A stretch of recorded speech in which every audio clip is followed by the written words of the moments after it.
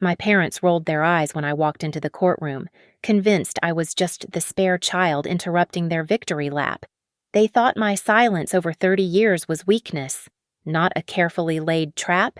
They expected me to sign the papers and leave, just like always.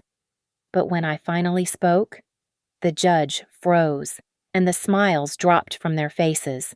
It took just one sentence to turn their golden son into a defendant. My name is Rebecca Moore. I have lived in the quiet, salt-streaked town of Hawthorne Bay for 34 years, and for at least 30 of them, I have been invisible. If you ask the neighbors, the Moores are the pillar of the community. We are the picture of old money and new virtue, the family that hosts the charity gala every September and sponsors the local sailing regatta.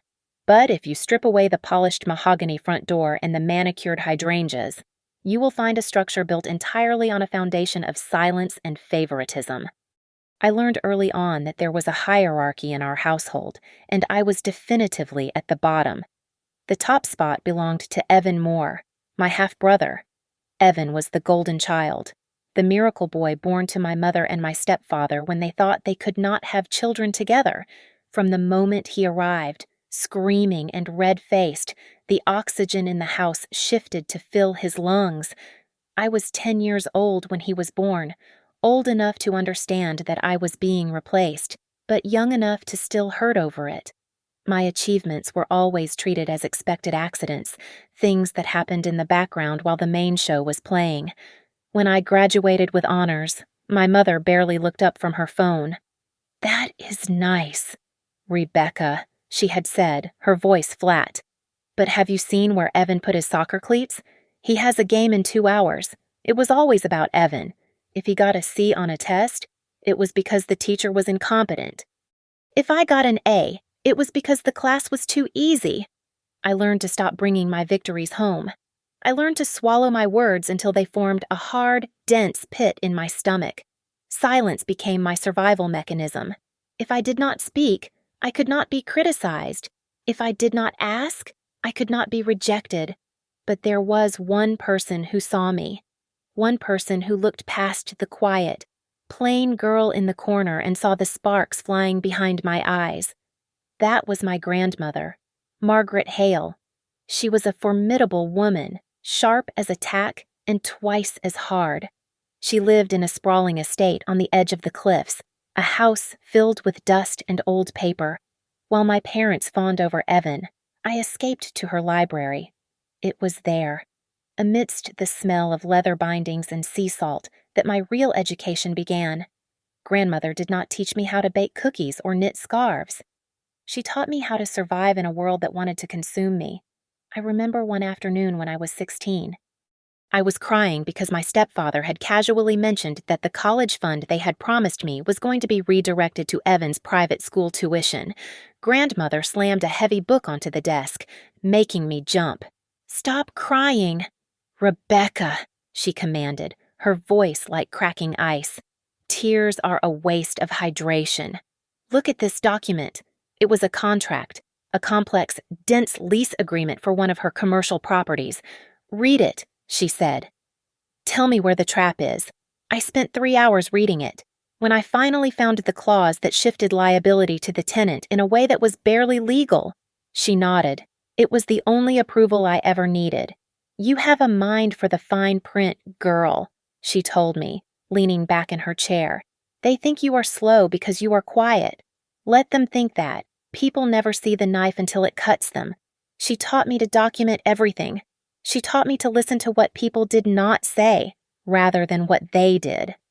She made me understand that the world operates on leverage, not fairness. The last time I saw her alive, she grabbed my hand with a grip that was surprisingly strong for a woman of 90. Her eyes were cloudy, but her mind was still razor-sharp. "They will try to take everything, Rebecca," she whispered, her breath rattling in her chest. They think you are weak. Show them who you really are." "I don't know if I can, Grandma," I said, my voice trembling. "You can," she insisted, squeezing my hand until it hurt. "Remember what I told you. Justice comes late." but it always needs someone strong enough to wait for it. That was 4 years ago. Since then, I have been waiting. I have been watching, and I have been reading the fine print that my parents were too arrogant to notice. It was 7 o'clock on a humid Friday evening when my life officially split into two distinct halves before the dinner and after. The occasion was ostensibly to celebrate my graduation. I had finally completed my Master of Business Administration, a degree I had pursued not for the accolades, but because Grandma Margaret had once told me that the only way to defeat a thief was to understand the lock better than he did.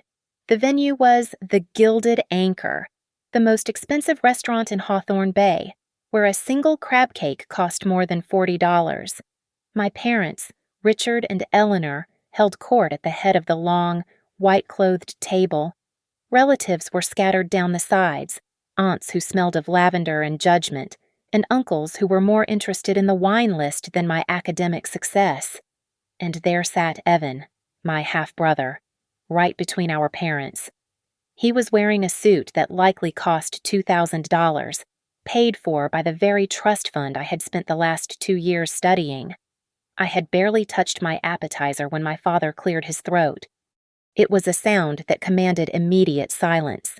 He reached under the table and produced a thick manila envelope. He did not hand me a gift. He did not raise a toast to my sleepless nights or my perfect grade point average. He slid the envelope across the table until it rested against my silverware. "We need to settle some administrative matters," Father said, his voice booming slightly so the whole table could hear. "Your mother and I have been discussing the future of the estate. With Evan preparing to launch his new venture capital firm in 3 months, we need to consolidate our assets." I opened the envelope. Inside lay a legal document, dense and heavy. It was a voluntary relinquishment of rights. "What is this?" I asked, keeping my voice low. "It is a formality," Mother said, waving her hand dismissively as if shooing away a fly. "We need you to sign over your claim to the secondary trust. Evan needs the liquidity to secure his investors. It is better if the family resources are focused where they can grow. You understand, don't you? You have your job. You are comfortable." I scanned the pages. My eyes, trained by Grandma's late-night lessons, caught the clauses immediately. This was not just about liquidity. This was a total disinheritance disguised as a restructuring. If I signed this, I would be walking away from everything Grandma had intended for me, leaving it all to a boy who had crashed 3 luxury cars in 5 years. "Evan needs a chance," Father added, his tone hardening. "He has potential. We need to support the member of the family who is going to carry the name forward." I looked at Evan. He was texting under the table, a smirk playing on his lips. He knew. He had probably known for weeks. "No," I said. The chatter at the far end of the table stopped. My mother froze, her fork halfway to her mouth. "Excuse me," Father asked, a dangerous edge creeping into his voice. "I don't think I heard you correctly." I said no. I repeated. My heart was hammering against my ribs, but my hands were steady. "I will not sign this. It strips me of my birthright. It gives Evan 100% control over assets that are supposed to be shared." Father let out a sharp, incredulous laugh. He looked at the relatives, inviting them to share in his disbelief. "Ungrateful. After everything we have done, we fed you, we housed you, and now, when your brother needs help, you turn your back. You are being selfish. Rebecca." Mother sighed, a long, tragic sound that made her look like a martyr. "I told you. Richard. She has always been jealous of him. It is so ugly to watch." Then came the moment that severed the last thread. The sommelier arrived with a bottle of champagne, ready to pour the celebratory toast. My father held up a hand to stop him. He pointed a finger directly at me. "Pour for the family," Father instructed the waiter, his voice cold and loud. "But do not pour for her. If she cannot act like a Moor, she does not drink like one." The silence that followed was suffocating. My aunt looked down at her plate. My uncle coughed nervously. It was a symbolic execution. He was stripping me of my status in front of the entire clan. He was telling me that I was no longer seated at the table. I was merely occupying a chair. Evan snorted, finally looking up from his phone. Ah, don't cry. Beck, I'll buy you a soda later if you sign the paper. In any other reality, I would have shrunk down. I would have apologized. I would have picked up the pen just to make the humiliation stop. But as I looked at the empty crystal glass in front of me, I didn't feel shame. I felt a cold, steely resolve clicking into place. I stood up. I did not shove the table. I did not raise my voice. I simply gathered my purse and smoothed down my skirt. "Sit down, Rebecca." Father barked. "We are not finished." "I am," I said. I turned my back on them. I could feel their eyes boring into my spine. I could feel the confusion radiating from the table. They were waiting for the tantrum. They were waiting for the begging. But I gave them nothing. I walked out of the dining room, past the stunned hostess, and into the cool, salt-tinged air of the parking lot. My car was 10 years old and rattled when I started the engine. But as I drove away from the Gilded Anchor, I didn't look back. They thought they had broken me. They had no idea they had just handed me the weapon I would use to destroy them. I did not return to my own small studio apartment that night. Instead, I drove straight to the dusty brick building on 4th Street where Grandma Margaret had kept a pied-à-terre for decades. It was a space my parents had forgotten about, or perhaps they simply assumed it had been sold off years ago to pay for one of Evan's failed startups. It was still in my name, a quiet transfer Grandma had executed 5 years prior without telling a soul. My phone vibrated against the mahogany coffee table like an angry hornet. By Saturday morning, I had received 32 text messages and 14 voicemails. They ranged from feigned concern to outright hostility. "Rebecca, pick up the phone. You are being childish. My mother texted at 8 in the morning. If you do not sign those papers by Monday, do not bother coming home for Christmas." My father threatened an hour later. "Just sign it, Beck. Don't be a witch about this," Evan wrote, followed by a series of rolling eye emojis. I did not reply to a single one. In the past, my silence had been a shield, a way to make myself small so the bullets would miss. Now, my silence was a sword. Every hour I did not respond was an hour they spent sweating, wondering if their control was slipping. I brewed a pot of strong black tea and sat at Grandma's heavy oak desk. I opened the fireproof safe hidden behind the false panel in the closet. Inside lay the binder I had spent 4 years compiling. It contained every inconsistency, every borrowed dollar, and every rushed signature my parents had made in their desperation to prop up Evan's lifestyle. On Monday morning, instead of going to my office, I drove to the Northbridge Civil Court. I was not there to file a lawsuit. Not yet. I was there to meet a ghost from the past. Daniel Crow was waiting for me on a bench outside courtroom 4. He looked older than I remembered, his hair now completely white, but his eyes still held that sharp, predatory glint that had terrified my father years ago. "I was wondering when you would call," Daniel said as I approached. He did not stand up, but he gestured to the empty spot beside him. "Margaret said you would come, eventually. She said you just needed to get sufficiently angry." "I am not angry, Daniel," I replied, sitting down and placing my briefcase on my lap. "I am just done." "Did you bring the file I did?" he said, tapping a leather portfolio case. "But are you sure about this?"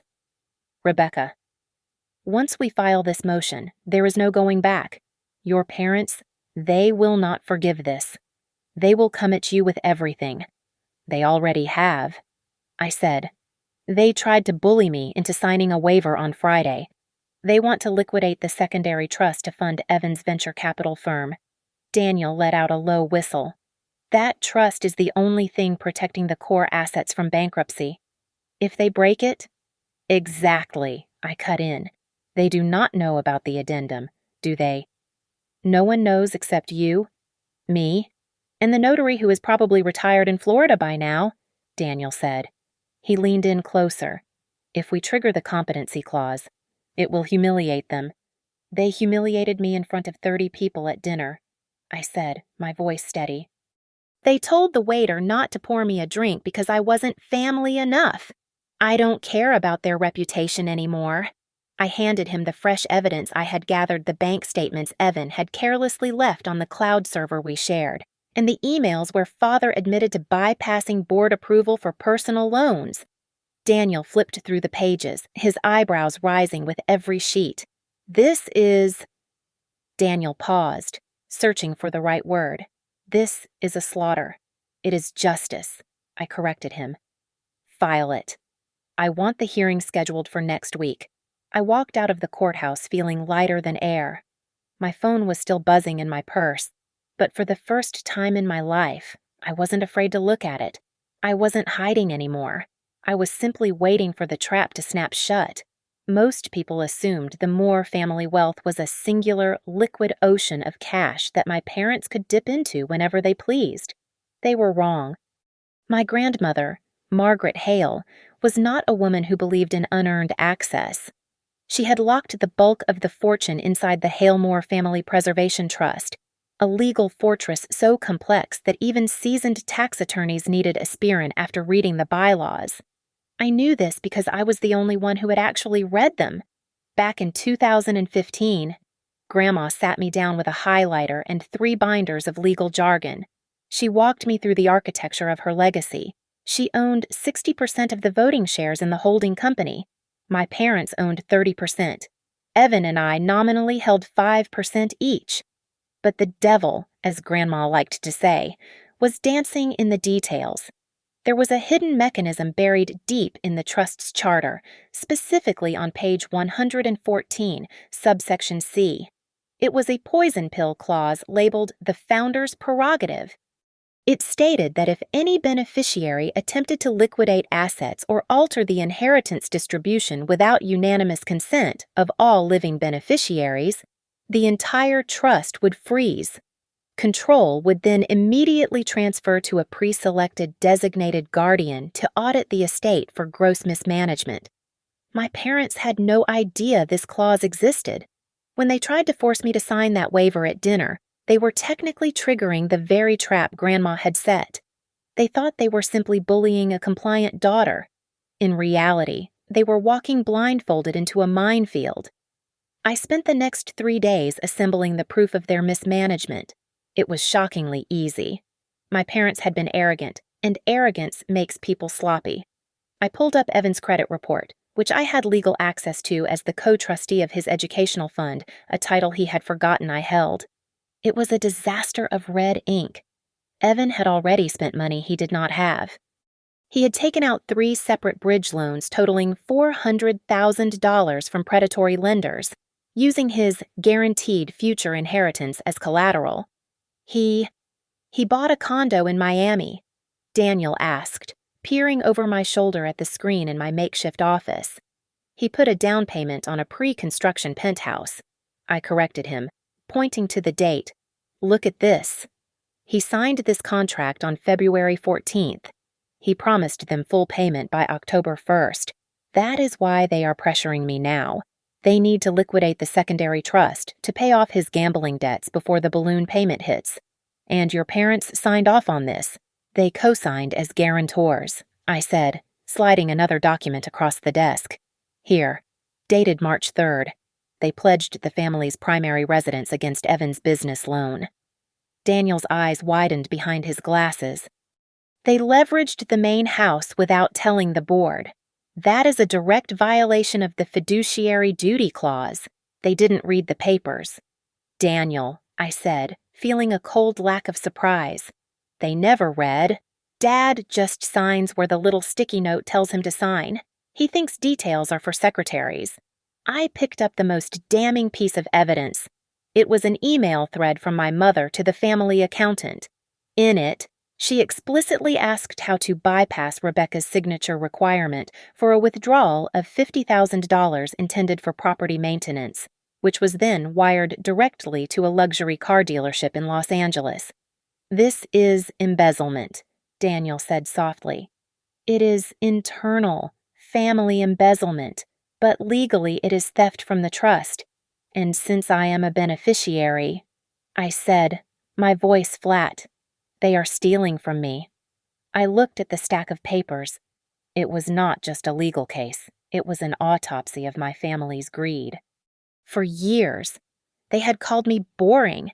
They had mocked my obsession with rules and paperwork. They called me the spare child. But while they were busy posing for photos and buying things to impress strangers, I was memorizing the rule book. "Do we have enough?" I asked. Daniel closed the file, a grim satisfaction settling on his face.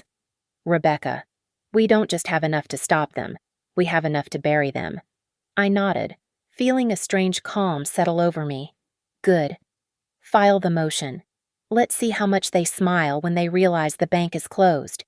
The summons was delivered to my parents' estate on a Tuesday afternoon. I was not there to witness the moment the process server handed the envelope to my father, but the reaction was instantaneous and entirely predictable. They did not panic. They did not call a crisis meeting. They laughed. 10 minutes after the delivery, Evan posted a photo of the court documents on his social media story. He had added a clown emoji over the case number. The caption read, "Someone is desperate for attention. See you in court, sis." My mother called me shortly after. Her voice was light, airy, the tone she used when she was trying to talk a salesperson into giving her a discount. "Rebecca, honestly," she said, her laugh tinkling through the speaker. "Your father is amused? He thinks it is quaint that you hired Daniel Crow. Is that man even still practicing? I thought he was in a nursing home." "He is very capable," I replied, my voice steady. I was sitting on the floor of my grandmother's apartment, surrounding by 3 identical binders of evidence. "Darling, listen to reason." Mother continued, "We have the hearing set for the 15th. Why don't you just withdraw this silly motion? You are going to embarrass yourself in front of Judge Ward. You know she plays bridge with us at the club, don't you?" She paused, waiting for me to crumble at the mention of their social connections. "Evan has a very important investor meeting on the 16th. She pressed on. "He needs the title to the trust cleared by then. Do not ruin his future just because you are feeling sensitive." "I am not sensitive," I said. "Then what is this tantrum? You are 34 years old. Rebecca, stop acting like a teenager. Come to dinner on Sunday. Apologize to your father. Sign the waiver. We can forget this ever happened." I took a deep breath. "I will speak in court." What does that mean?" "You will speak. You hate speaking.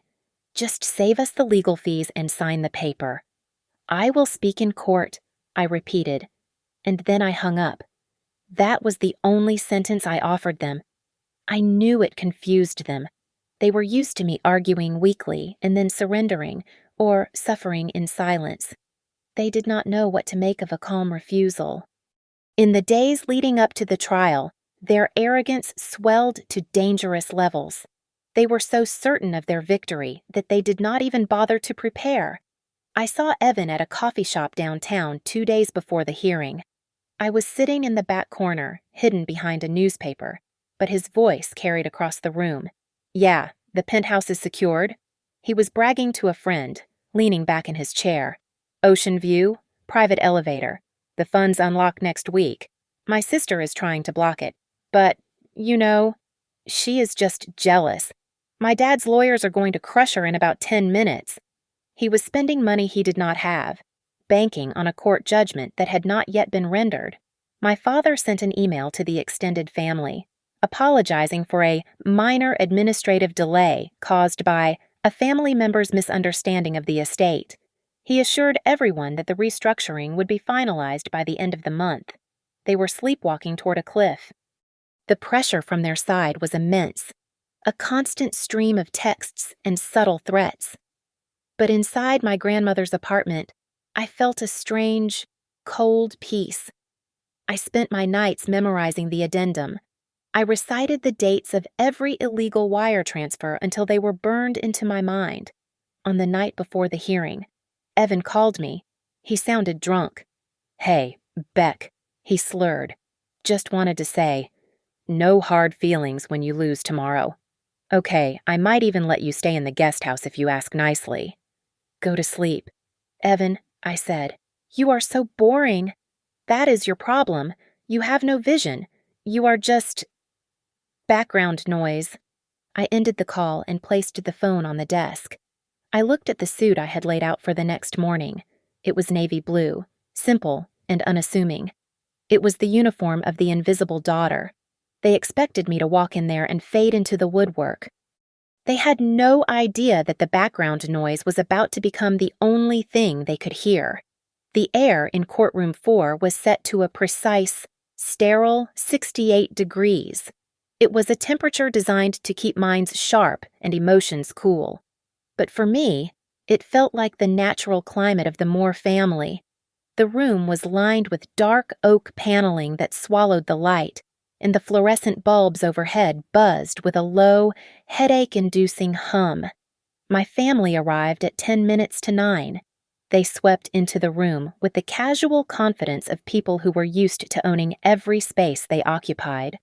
My father, Richard, wore his charcoal Italian suit, the one he usually reserved for board meetings where he fired people. My mother, Eleanor, was draped in a cream-colored cashmere coat, looking less like a defendant and more like a patron of the arts stopping by for a tedious obligation. Between them walked Evan. He was not wearing a tie. He looked bored, scrolling through his phone with a thumb, occasionally letting out a soft snort of amusement at whatever was on the screen. They took their seats at the plaintiff's table on the right, arranging their expensive leather portfolios and water bottles with practiced ease. They did not look nervous. They looked impatient. I entered 2 minutes later. I walked in alone, with Daniel Crow trailing a few steps behind me. I wore my simple navy skirt suit, the one I had bought off the rack at a department store 3 years ago. I carried a single scuffed briefcase. I did not look at them, but I felt their gaze instantly. As I took my seat at the defendant's table, I felt a prickle on the back of my neck. I glanced over. My mother was leaning toward my father, whispering something behind her hand. She caught my eye and let out a short, audible sigh, rolling her eyes toward the ceiling. It was a gesture of profound exhaustion, as if my very existence was a chore she had to complete before lunch. "Ignore them," Daniel whispered to me, placing his hand briefly on my arm. "I am not looking at them," I replied softly. "I am looking past them." At 9 o'clock sharp, the bailiff announced the arrival of the Honorable Helen Ward. The room stood. Judge Ward was a woman of 60 with steel-gray hair cut into a severe bob and eyes that missed nothing. My parents knew her. They had attended the same fundraisers. They had shared canapés at the club. As she took the bench, my father offered her a polite, collegial nod, the kind one gives to an old friend. Judge Ward did not nod back. She adjusted her glasses and opened the file in front of her. "We are here in the matter of the Halemore Family Preservation Trust," Judge Ward said, her voice dry and authoritative. "The plaintiffs are seeking an emergency order to restructure the asset allocation. Mr. Vance, you may proceed." The family's lawyer, Arthur Vance, stood up. He was a slick, polished man who charged $600 an hour and specialized in making wealthy people's problems disappear. He buttoned his jacket and smiled at the judge. "Thank you, Your Honor," Vance began, his voice smooth as melted butter. "This is a straightforward matter. My clients, Richard and Eleanor Moore, along with the primary beneficiary, Evan Moore, are simply seeking to modernize the trust's investment strategy. The current structure is archaic. We have a unique opportunity to diversify into high-growth venture capital, which requires immediate liquidity." He gestured toward me without actually looking at me. A dismissive wave of his hand. "Unfortunately, one minority beneficiary, Rebecca Moore, has refused to sign the standard consent forms due to personal grievances. We believe this is a frivolous attempt to obstruct legitimate family business. We are asking the court to override her refusal in the best interest of the estate. Throughout his opening statement, I sat perfectly still. I did not fidget. I did not scribble angry notes on my legal pad. I did not shake my head or scoff when he lied about my motives. I kept my hands folded on the table and stared straight ahead at the seal of the state hanging on the wall. My silence began to fill the room. Usually, in these disputes, there is an outburst. There is an objection. There is visible anger, but I gave them nothing. I saw my father glance over at me, his brow furrowing slightly. He was expecting the nervous, stuttering daughter he had bullied for 3 decades. He was expecting me to shrink. Instead, I was a statue. Evan leaned over to whisper to our mother. "Why isn't she saying anything?" Evan asked, his voice loud enough to carry across the quiet aisle. "She looks like a zombie." "Shh," Mother hissed, though she too looked unsettled. She smoothed her skirt, her eyes darting toward me with a mixture of annoyance and creeping unease. "Mr. Vance finished his speech with a flourish. "We ask that the court grant the restructuring order immediately so that the family can proceed with their financial obligations." Judge Ward looked over her glasses at our table. "Mr. Crow," she said, "does the defense wish to make an opening statement?" Daniel stood up slowly. He did not smile. He did not look at the opposing counsel. He looked only at the judge. "We do, Your Honor," Daniel said, "but we will be brief. We are not here to argue against modernization. We are here to argue against theft." The word hung in the air, cold and heavy. My parents stiffened. Mr. Vance blinked, his confident smile faltering for a fraction of a second. I remained motionless, my face a blank mask, while my heart beat a slow, steady rhythm against my ribs. The trap was set. Now, we just had to watch them step into it. "Mr. Crow," Judge Ward said, peering over her spectacles, "does the defense have any evidence to present regarding the management of the trust?" "We do, Your Honor," Daniel replied. He did not reach for a stack of papers. Instead, he opened his briefcase and produced a single, yellowed envelope sealed with red wax. "We submit into evidence the codicil of November 12th, 2015. This is an addendum to the original trust charter, drafted by Margaret Hale and notarized in federal court. It is colloquially known as the Founder's Prerogative." Arthur Vance, the family lawyer, stood up halfway. "Objection. We have never seen this document. This is trial by ambush." "You have never seen it because it was designed to remain sealed until a specific condition was met," Daniel said, his voice calm and carrying to every corner of the room. Clause 4. Section B states that if the trustees attempt to liquidate the principal capital without the unanimous written consent of all living beneficiaries, the trust is automatically frozen and subject to an immediate forensic audit. Daniel walked up to the bench and handed the document to Judge Ward. "Since the plaintiffs filed a motion to liquidate on the 1st of this month," Daniel continued, turning to look directly at my father, "the clause has been activated. The audit was conducted over the last 48 hours. Judge Ward read the document. The silence in the room stretched thin, like a rubber band about to snap. I saw my father frown. He leaned over to Mr. Vance.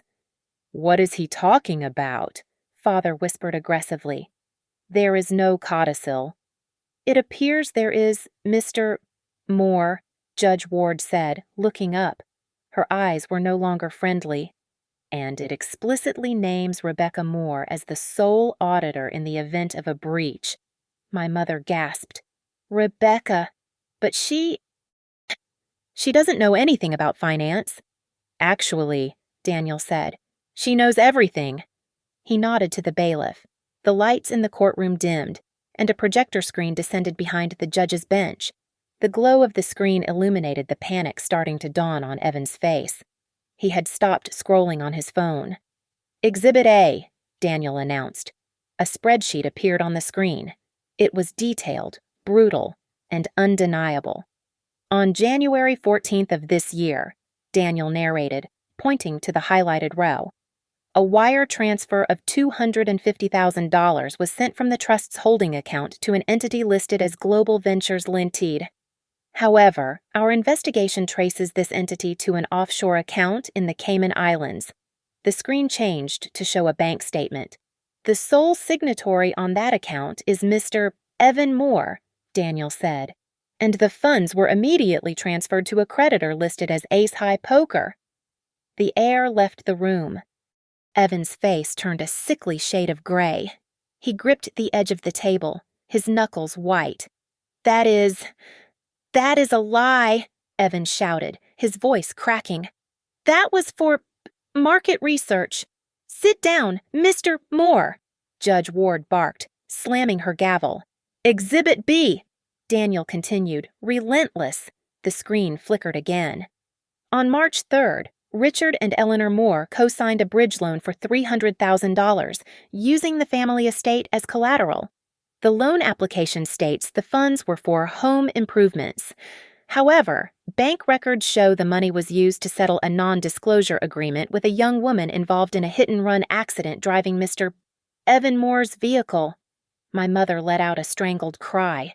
She grabbed my father's arm, her fingernails digging into his suit jacket. Richard, do something, she hissed. Make him stop. My father shot to his feet, his face purple with rage. Your Honor, this is preposterous. These are private family matters. You cannot allow them to air our dirty laundry like this. These are not private matters, Mr. Moore, Judge Ward said, her voice dropping to a temperature that froze the blood. This is evidence of embezzlement, fraud, and a breach of fiduciary duty. You are asking this court to give you control of a fortune that you have been systematically looting. But, Father stammered, looking around the room as if searching for an exit. But we are the parents. We decide what is best. Not anymore, Daniel said. He clicked the remote one last time. A final number appeared on the screen in bold red text. Total misappropriated funds in the last 24 months, $875,000. Daniel read. If the restructuring is approved, the trust will be insolvent within 6 months. Evan looked at me. For the first time in his life, there was no mockery in his eyes. There was only sheer, unadulterated terror. He looked like a child who had broken a vase and suddenly realized no one was coming to clean it up. Beck, he mouthed, his lips trembling. Beck, please. I looked at him. I looked at my mother, who was weeping into a silk handkerchief. I looked at my father, who was slumped in his chair, defeated by a piece of paper he had been too arrogant to read. The power in the room had shifted so violently that I could almost feel the wind of it. They were no longer the Titans of Hawthorne Bay. They were just thieves who had been caught by the person they forgot to watch. Judge Ward looked down at the chaos on the other side of the aisle. The silence that followed Daniel's presentation was heavy, a physical weight pressing down on the courtroom. She turned her gaze to me, her expression unreadable. Ms. Moore, Judge Ward said, setting her pen down. The court will hear you now. You may speak. I stood up. My legs did not shake. My hands did not tremble. For days, my family had expected me to crumble, to cry, or to scream. But I felt a strange sense of detachment, as if I were a surgeon standing over a patient, clinically observing the damage. I walked to the center of the room, standing between the two tables, the one where my lawyer sat with his neat stacks of irrefutable evidence, and the one where my family sat in the ruins of their arrogance. For 34 years, I began, my voice clear and steady in the quiet room. My parents have operated under the assumption that I was merely a placeholder in their lives. I was the practice child, the backup plan. They believed that because I was quiet, I was not listening. But silence is not the same as absence. I turned to look at my father. He was pale, his mouth slightly open, looking at me as if he had never seen me before. He was waiting for me to yell, to release the anger of a lifetime. I denied him that satisfaction. On Christmas Eve of 2022, you discussed the bridge loan in the library, I said, recounting the memory with the precision of a court stenographer. You told Mother that the bank would never notice the discrepancy in the collateral. I was in the armchair in the corner, reading a book. You did not lower your voices because you did not think I understood what collateral meant. But Grandmother taught me. My mother made a small, whimpering sound, clutching her pearls. Rebecca, how could you? This is not about cruelty. Mother, I replied, cutting her off gently but firmly. Grandmother Margaret did not create the founder's prerogative to punish you. She created it to protect the legacy from exactly what has happened here. She told me once that money is not a prize to be won, it is a tool to be maintained. She knew that Evan viewed the trust as an endless allowance, and she knew you would never have the heart to tell him no. Evan looked up at me. His eyes were red-rimmed, stripped of their usual mockery. I was going to pay it back. Beck, I swear, once the deal closed, there was never a deal. Evan, I said, I read the prospectus for your venture. It was a shell company. You were being scammed, and you were using our family's home to pay for the privilege of being lied to. The judge picked up her pen again, writing furiously. The scratching sound was the only noise in the room. My family believes I am doing this out of spite. I continued, addressing the judge again. They think I am angry because they forgot my birthdays or because they tried to disinherit me last Friday, but spite is an emotional reaction, and this is a legal necessity. I am the designated auditor. My duty is to the trust, not to their feelings. I took a step closer to the bench, feeling the gaze of everyone in the gallery on my back. They signed the papers that leveraged our assets. They authorized the transfers that drained the accounts. They built this cage bar by bar, assuming that the rules did not apply to people with the last name Moore. I paused, waiting for the weight of the moment to settle.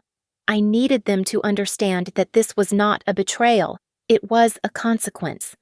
They are not the victims of a vindictive daughter, Your Honor, I said, delivering the sentence that made Judge Ward stop writing and look up, her eyes wide. They are the victims of their own belief that they were too important to fail. The room was absolutely silent. No one moved. The air conditioning hummed, sounding like a roar in the vacuum. I turned back to my parents. The look on their faces had changed completely. The sneer was gone. The condescension was gone. In its place was a naked, raw fear. My father looked at me and realized, for the first time, that the daughter he had dismissed as background noise was the only person in the room who actually held the gavel. He looked small. He looked old. And for the first time in my life, he looked at me with respect, born entirely of terror. Judge Ward did not deliberate for long. The evidence was not a matter of interpretation. It was a matter of arithmetic, and the math on the plaintiff's side simply did not add up. She adjusted her glasses, looked briefly at the clock, which read 11:15, and then fixed her gaze on my parents. In the matter of the Hale Moore Family Preservation Trust, Judge Ward began, her voice cutting through the stale air like a guillotine blade. The court finds the evidence presented by the defense to be irrefutable. The codicil of November 12, 2015, is valid, binding, and clearly activated. I heard my mother let out a sharp, ragged breath. It was the sound of a balloon finally losing its air. The motion to liquidate assets is denied with prejudice. The judge continued, each word a hammer blow to my family's future. Furthermore, this court upholds the activation of the Founder's Prerogative Clause, effective immediately. Richard and Eleanor Moore are removed as trustees for gross breach of fiduciary duty, control of the trust, including all voting shares and real estate assets, is hereby transferred to the designated guardian, Ms. Rebecca Moore. Your Honor. Arthur Vance jumped up, though his heart clearly wasn't in it. This is an extreme measure. My clients are the parents. Surely a co-trustee arrangement. Sit down. Mr. Vance, Judge Ward said, her tone leaving no room for argument. Your clients are fortunate I am not referring this matter to the district attorney for criminal fraud charges today. However, due to the irregularities in the loan applications, I am ordering a full civil investigation into the bridge loan secured against the primary residence. If that documentation was forged, that is a matter for a different court. That was the final blow. My father seemed to shrink inside his expensive suit. The threat of a criminal investigation was not just a financial problem, it was a social death sentence. He opened his mouth to speak, perhaps to bluster or beg, but no sound came out. He just stared at the table, his face draining of color until it looked like old parchment. Evan did not take it with the same stunned silence. He slumped forward, burying his face in his hands, his shoulders shaking. My condo, Evan mumbled, his voice muffled by his palms. What about my deposit? They said. They said they would sue me if I defaulted. Then you will have to find a job. Mr. Moore, Judge Ward said, closing the file with a decisive snap. Court is adjourned. The gavel struck the wood block. It was a sharp, final sound, like a door slamming shut on 30 years of history. The courtroom began to bustle with the noise of people leaving, but my family sat frozen. My mother was weeping openly now, ugly, gasping sobs that echoed in the quiet space. My father stared at the wall, his eyes glazed over. They looked like refugees in a country they used to rule. I expected to feel a surge of triumph. I expected the rush of adrenaline that comes with victory, but as I looked at them, broken, scared, and small, I felt nothing but a cool, detached relief. It was the feeling of finishing a long, difficult book and finally closing the cover. I turned to Daniel. He offered me a small, professional smile. Well done, Rebecca, he said softly. Thank you, Daniel, I replied. I began to pack my things. I placed the binder of evidence back into my briefcase. I capped my pen. I aligned the edges of my notepad. Every movement was precise and deliberate. I did not hurry. Rebecca, my mother whispered. She had looked up, her mascara running down her cheeks in dark streaks. Rebecca, please, we are your family. You can't just leave us like this. I paused, my hand on the latch of my briefcase. I looked at her. I looked at the woman who had sighed when I walked into the room, who had told me to sign away my rights to save face. I am just following the rules. Mother, I said calmly, you taught me that rules are important, but Evan, she choked out. He has nothing. He has potential, I said, echoing the words my father had used against me for years. I am sure he will figure it out. I snapped the briefcase shut. It made a loud click. I did not smile. I did not gloat. I simply nodded to them, a polite, stranger's nod, and turned my back. I walked down the center aisle, my heels clicking on the linoleum floor. I could feel their eyes on me, desperate and pleading, but I did not slow down. The silence between us was no longer a wall they had built to keep me out. It was a bridge I had burned to keep myself free. I walked out of the heavy oak doors of the Northbridge Civil Court and stepped into the blinding afternoon sun. The air smelled of salt and damp pavement, the signature scent of Hawthorne Bay. It was strange how the world looked exactly the same as it had 3 hours ago, even though my entire universe had shifted on its axis. Daniel Crow walked beside me, his briefcase swinging rhythmically by his side. He stopped at the bottom of the concrete steps and turned to face me. He looked tired but satisfied, like a mechanic who had finally fixed a complex engine that everyone else had given up on. You know they will call you, Daniel said, adjusting his glasses. Probably in about an hour. Once the shock wears off and the reality sets in, your father is going to try to negotiate. Your mother is going to try to guilt you. And Evan, well, Evan is going to ask for money. I looked at the phone in my hand. It was silent for now, but I knew he was right. The storm was not over. It had just moved from the courtroom to my voicemail. But for the first time in 34 years, I did not feel the urge to brace myself. Let them call, I said, my voice sounding surprisingly light. I don't have to answer. Daniel smiled, a rare expression that deepened the lines around his eyes. No, you don't. Margaret would have been proud of you today. Rebecca, you didn't just win the case. You won the argument she was trying to make for 40 years. Thank you, Daniel, I said, for everything. He nodded, turned, and walked toward his car, leaving me standing alone on the sidewalk. I stood there for a long moment.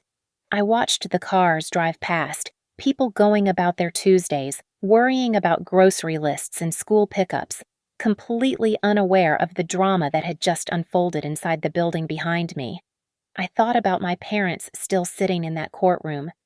I imagined them packing up their papers, avoiding eye contact with the bailiff, realizing that the drive home would be very quiet.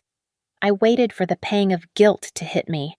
I waited for that familiar, sickening feeling that I was a bad daughter, that I had been too harsh, that I should go back in there and apologize and fix it for them like I always did. But the feeling never came. Instead, I felt a profound, quiet emptiness. It wasn't a lonely emptiness. It was the emptiness of a room that had finally been cleared of clutter. For decades, I had been hoarding their expectations, their criticisms, and their needs, letting them pile up until I couldn't move. Now, the room was clean. I realized then that I had been fighting for the wrong thing. I had thought I was fighting for the money, or for fairness, or to punish them for loving Evan more. But as I took a deep breath of the ocean air, I understood that none of that mattered. The trust fund was just numbers on a screen. The house was just wood and stone. The real inheritance was the ability to walk away. I turned around and looked up at the courthouse one last time. It was a gray, imposing building, ugly and bureaucratic. But to me, it looked beautiful. It was the place where I had finally stopped waiting for permission to exist. I did not hate my parents. Hate takes too much energy, and I had spent enough energy on them already. I simply did not need them anymore. I did not need them to tell me I was smart. I did not need them to tell me I was worthy. I had a piece of paper in my bag signed by a judge that said I was competent, but more importantly, I had the knowledge in my bones that I had saved myself. I turned my back on the court, on the memory of my mother's crying face, and on the ghost of the girl who used to be afraid to speak at the dinner table. I walked toward my car. There was no applause. There was no crowd cheering my name.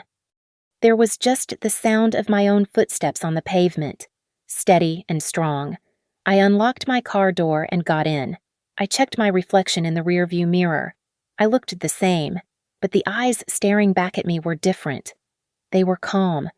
I started the engine and drove out of the parking lot, merging into traffic. I didn't know exactly where I was going next, but for the first time in my life, I was the one holding the steering wheel. Thank you so much for listening to my story. I would love to know where you are tuning in from today. So please leave a comment down below and let's get a conversation started. If you enjoyed seeing justice served, please make sure to subscribe to the Victoria Revenge Stories channel, like this video, and hit that hype button to help this story reach even more people. Your support means the world to us.